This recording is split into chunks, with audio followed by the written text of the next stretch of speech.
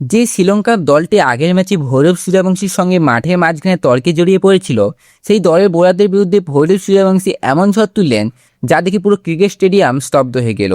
তার ব্যাট থেকে বের হওয়া প্রতিটি শট যেন অপমানের জবাব, আর শ্রীলঙ্কার জন্য নতুন এক যন্ত্রণা হয়ে উঠেছিল।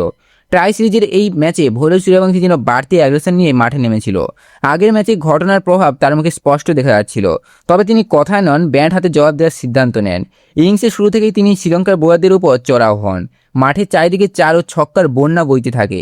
এমন কোনো বোলার ছিল না যাকে ভৈরব সূর্যবংশী রেহাই দিয়েছিল। মাত্র 60 বলে 175 রানে বিধ্বংসী ইনিংস খেলে তিনি ক্রিকেট বিশ্বকে আলোড়ন সৃষ্টি করেন। তাই এই ইনিংসে 22টি ছক্কা এবং 5টি চার ছিল।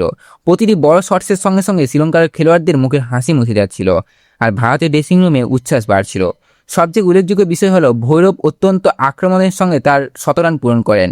যে দলে তাকে চ্যালেঞ্জ করছিল সেই দলের সঙ্গে আবেগ ও ম্যাচে উত্তেজনাপূর্ণ পরিস্থিতি তৈরি হয়েছিল। সেই দলের সামনে তিনি নিজের সামর্থ্যের অসাধারণ প্রদর্শন করেন। তার প্রতিটি শট গর্জে ওঠা পুরো ক্রিকেট স্টেডিয়াম, আর দর্শকদের মুখে হাসি। ভৈরব সূর্যবংশীর এই ইনিংস শুধু রান করার গল্প নয়, এটি আত্মসম্মান, আবেগ এবং দৃঢ় মানসিকতার এক উদাহরণ।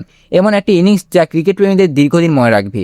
তবে বিশ্ব ক্রিকেট চ্যাম্পিয়ন ব্যাটসম্যান বলার মতো বিষয়, তবুও এই ইনিংস তার অসাধারণ প্রতিভার শক্তিশালী প্রমাণ হয়ে থাকবে।